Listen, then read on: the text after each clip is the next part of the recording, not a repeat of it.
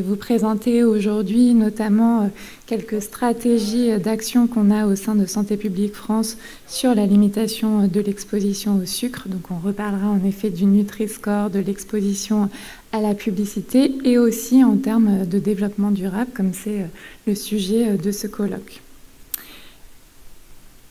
Donc on en a parlé pendant les deux premières interventions. Ce qui est intéressant de voir aujourd'hui, c'est que finalement, la santé orale et les affections buccales, elles partagent des facteurs de risque communs avec d'autres maladies non transmissibles sur lesquelles nous, on travaille notamment à Santé publique France.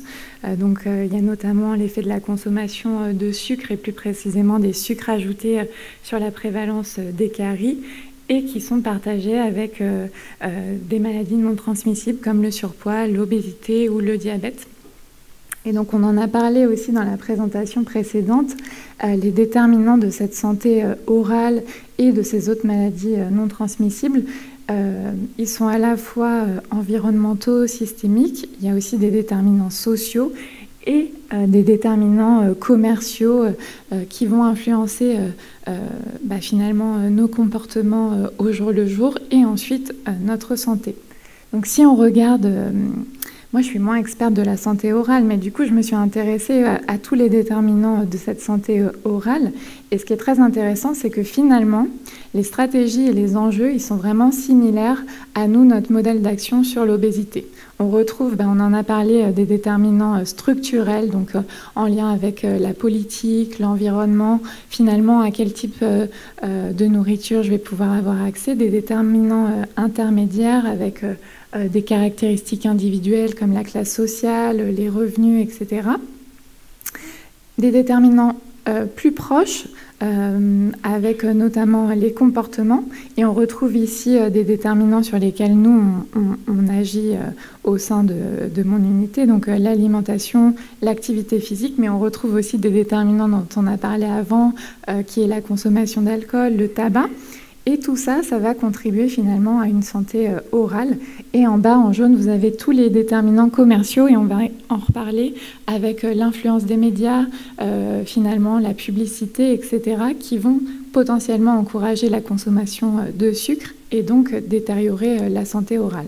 Et si on regarde le schéma sur lequel nous, on se base pour travailler sur l'obésité, on retrouve exactement ces mêmes déterminants avec les déterminants environnementaux systémiques, des déterminants plutôt comportementaux.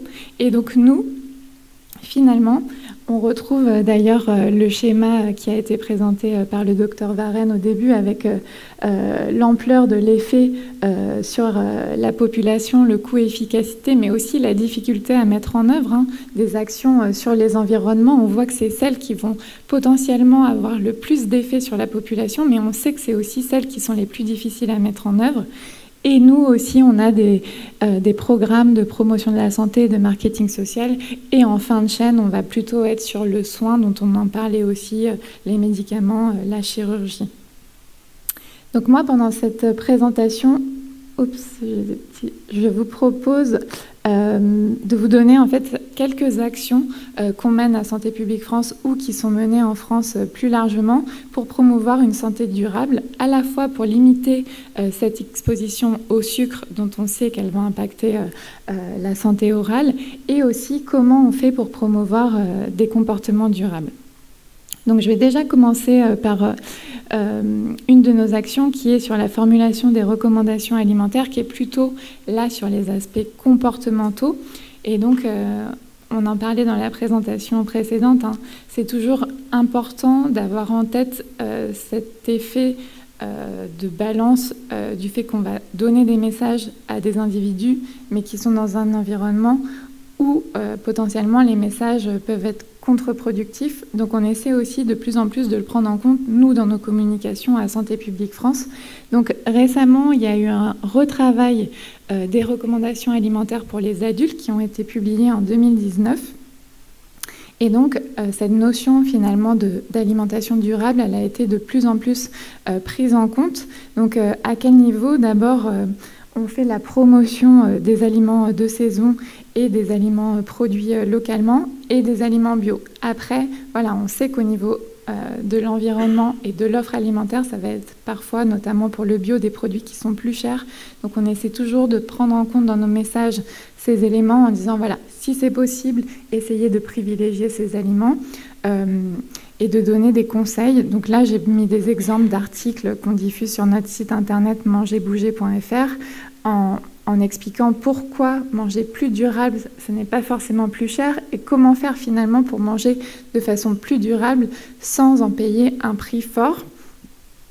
On a aussi dans ces nouvelles recommandations la promotion des légumes secs dont on encourage d'augmenter la consommation, et on a d'ailleurs fait une campagne de grande ampleur sur ce sujet. Et ce qui était intéressant justement pour nous dans cette campagne, c'était de faire la promotion, donc d'encourager la consommation plutôt que justement avoir des messages injonctifs, comme on le disait dans la présentation précédente, en disant limitez votre consommation de là.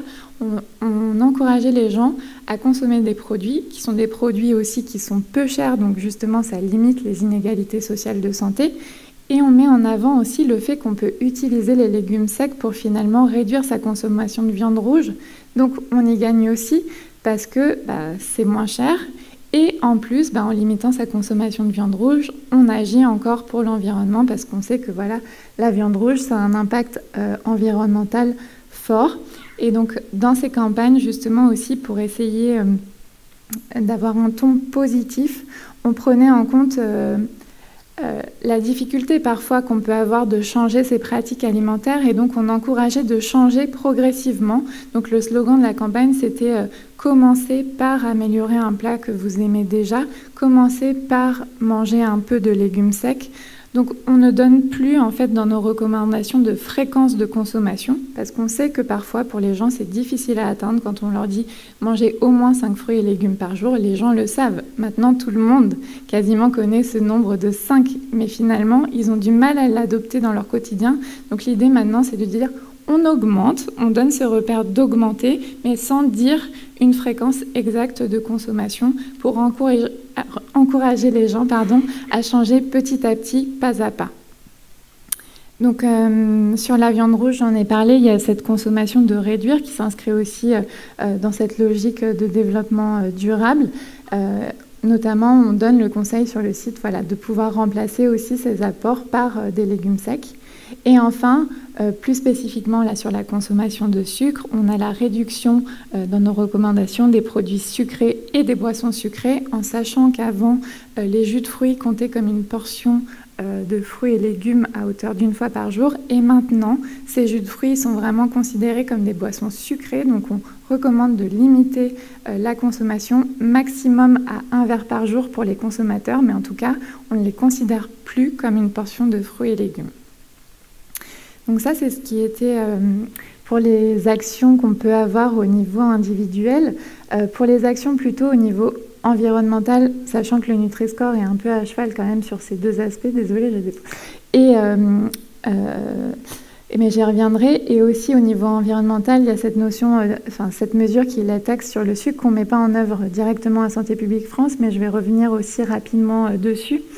Donc ce graphique qui présente en fait la taxe française qui est mise en place sur les boissons sucrées pour limiter le sucre. Donc on voit que c'est un escalier avec des marches assez régulières. Et l'autre escalier très, très haut, c'est la façon dont est mise en place la taxe en Grande-Bretagne. Donc on voit que c'est deux stratégies très très différentes. En fait, en France, on pénalise petit à petit en fonction de la teneur en sucre, alors qu'en Grande-Bretagne, il y a vraiment deux gros paliers de pénalisation. Et par contre, si on réduit sa teneur en sucre, on peut très rapidement descendre en bas et ne plus payer de taxes. Donc là, l'évaluation de la taxe française, elle est en cours d'efficacité, mais ce qui a l'air de ressortir, et dont les hypothèses restent encore à confirmer, mais c'est que ces seuils, ils sont trop faibles pour être incitatifs, et donc finalement, la taxe, elle a assez peu d'effet sur l'offre en boissons sucrées comparée au Royaume-Uni, où là, en fait, dès 2016, il y a eu une réduction de 50% des boissons qui contenaient plus de 5 grammes de sucre. Donc vraiment un impact sur l'offre alimentaire majeur. Et ces impacts sur l'offre alimentaire, ils sont très importants parce que c'est ce qu'on disait dans la présentation d'avant, finalement, c'est plus au consommateur de se dire « oui, je vais faire attention à ma consommation en sucre ». C'est quand il va acheter un produit, dans ce produit, il y aura moins de sucre. Même si l'idée idéale, ce serait qu'il ne consomme pas de boissons sucrées, mais de toute façon, s'il en consomme, autant qu'elle soit moins sucrée. Donc vraiment, cet impact sur l'offre alimentaire, c'est quelque chose qui est très important aussi pour nous à Santé publique France, parce que justement, il y avait cette notion de responsabilisation, culpabilisation, et en effet, il ne faut pas que tout repose sur l'individu. Donc la transformation de l'offre alimentaire, c'est quelque chose qui est très important. Et sur le Nutri-Score, justement, en fait, on a ces deux aspects. Il y a à la fois l'objectif d'informer le consommateur, de faciliter ses choix grâce à cette information qui est visible et facilement prise en compte pendant l'acte d'achat. Mais l'autre objectif, et qui est encore plus important pour nous, en fait, c'est que les industriels reformulent leurs produits pour avoir un meilleur Nutri-Score. Et finalement, cet impact-là, il va bénéficier à tous les consommateurs et pas seulement ceux qui prennent en compte le Nutri-Score, parce que si, grâce au Nutri-Score, l'offre alimentaire évolue et s'améliore, ça va bénéficier à tous. Et donc peut-être que vous savez, mais récemment, l'algorithme du Nutri-Score a été revu pour améliorer la discrimination entre les produits et aussi prendre en compte les recommandations d'autres pays européens qui se sont maintenant engagés en faveur du Nutri-Score. Et parmi les grands objectifs de cette révision, il y avait notamment pour les aliments améliorer la discrimination entre les produits selon leur teneur en sucre. Et pour les boissons, il y avait aussi l'importance de mieux discriminer les boissons selon leur teneur en sucre et prendre en compte les édulcorants qui sont aussi de plus en plus utilisés pour ce type de boissons. Et on ne voulait pas, en pénalisant davantage les sucres, que finalement la stratégie de reformulation, ce soit quoi? Ce soit je diminue le sucre et je mets des édulcorants à la place, parce que finalement, on continue à ce que le consommateur ait cette habitude du goût sucré. Et puis on sait maintenant, il y a eu un rapport récent de l'OMS sur ce sujet, que on veut limiter aussi l'exposition aux édulcorants intenses. Donc, on a proposé d'ajouter une pénalisation de l'utilisation des édulcorants pour les boissons. Alors là, j'ai repris un peu ce qui est intégré dans le calcul du Nutri-Score. Ça prend en compte à la fois l'énergie, les sucres, les acides gras saturés, le sel pour les composantes négatives, et pour les composantes plutôt positives, donc les protéines, les fibres et le pourcentage de fruits, légumes et légumes secs. Et pour le sucre, finalement, qu'est-ce qui a été fait? C'est que dans l'ancien algorithme, en fait, toutes les composantes négatives, on pouvait avoir jusqu'à 10 points de pénalité, sauf qu'en fait, le sucre, il n'était pas assez pénalisé, parce qu'il est pénalisé à la fois dans l'apport calorique et aussi par les sucres, mais 1 gramme de sucre, ça apporte 4 calories, alors que 1 gramme de matière grasse, ça apporte 9 calories. Donc finalement, en fait, les matières grasses, elles étaient beaucoup plus pénalisées que les sucres. Et donc maintenant, l'échelle de pénalisation des sucres dans le Nutri-Score, elle va plus jusqu'à 10 points, mais jusqu'à 15 points pour que finalement, on soit sur un pied d'égalité en termes de pénalisation des sucres et des matières grasses dans l'algorithme du Nutri-Score. Pour les boissons, ce qui a été fait, c'est qu'en fait, on a revu la structure de l'échelle. On n'a pas étendu les points, parce que de toute façon, dans les boissons, il n'y avait pas cette même problématique. Mais par contre, on a revu l'échelle au niveau des faibles teneurs en sucre pour mieux discriminer justement les boissons qui contiennent peu de sucre. Et on a surtout ajouté, comme je vous le disais, une composante sur les édulcorants. Et donc, dès lors qu'il y a des édulcorants dans une boisson, en fait, elle passe dans la catégorie suivante. Donc, par exemple, si la boisson était classée B, elle va passer en C automatiquement. Donc, quel est l'impact? Là, j'ai mis quelques graphes pour vous montrer, par exemple, sur les produits sucrés. Donc, c'est le graphe de gauche. Donc, en haut, c'était la classification avant avec l'algorithme actuel. Donc, vous voyez les confiseries. Finalement, il y en avait même qui pouvaient être classées en B, un peu en C, et après, de façon équivalente entre le D et le E. Et là, maintenant, ce sera majoritairement classé en E, ensuite en D, et très peu en C et B. Pour les pâtes à tartiner, vous voyez aussi, il y a quasiment plus de pâtes à tartiner qui pourront être notées C, elles sont quasiment toutes en D. Je vais passer un peu vite là-dessus pour aller directement aux boissons. Donc là, pour vous montrer aussi quelques exemples. Donc voilà, une boisson avec 0 sucre mais édulcorant, elle va être classée automatiquement en C. Donc maintenant, les boissons avec édulcorant, elles iront seulement du C au E. Il n'y aura plus de boissons avec édulcorant classées en B. Et après, si on a à la fois du sucre et des édulcorants, là, c'est la double pénalité, donc on sera classé en D. Pour les boissons en dessous qui sont à faible teneur en sucre, donc 0 g de sucre, là, on peut être classé en B. De même, 1 g de sucre, on peut être classé en B. Et après, un autre exemple de boisson sucrée, là, on est classé en D.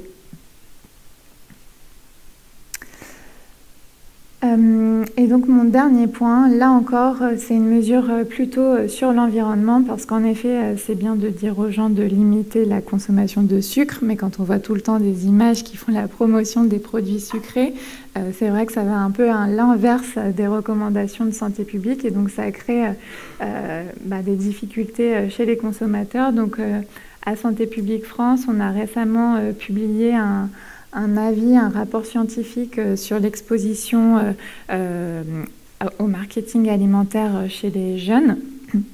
Donc c'est un rapport qui est consultable en ligne, j'ai mis le lien dans la présentation. C'est une réponse de l'agence à une saisine de la Direction générale de la santé qui portait à la fois sur cette exposition au marketing et aussi sur les messages sanitaires. On en a aussi un peu parlé avant, de tous ces messages pour votre santé, évitez de manger trop gras, trop sucré, trop salé. Il y a des études, il y a un rapport d'expertise de l'INSERM qui a montré que finalement ces messages, ils étaient tellement omniprésents que maintenant les gens n'y faisaient plus attention. Donc l'idée, c'était de réfléchir à un nouveau système, comment finalement on pourrait mieux faire passer les recommandations. Est-ce que c'est intéressant de garder ces messages ou non? Et donc il y a un rapport qui porte sur ces deux sujets. Et donc en effet, dans la littérature scientifique, on sait qu'il y a un impact du marketing sur les préférences, les consommations et donc à terme sur le surpoids et l'obésité chez les enfants.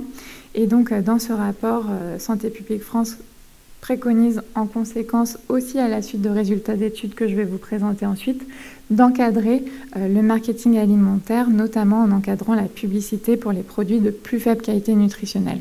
Donc dans cette étude, il a été notamment évalué que les enfants, la télévision, ça reste le média le plus regardé par les 4-12 ans. Maintenant, Internet devient le premier média consommé par les adolescents.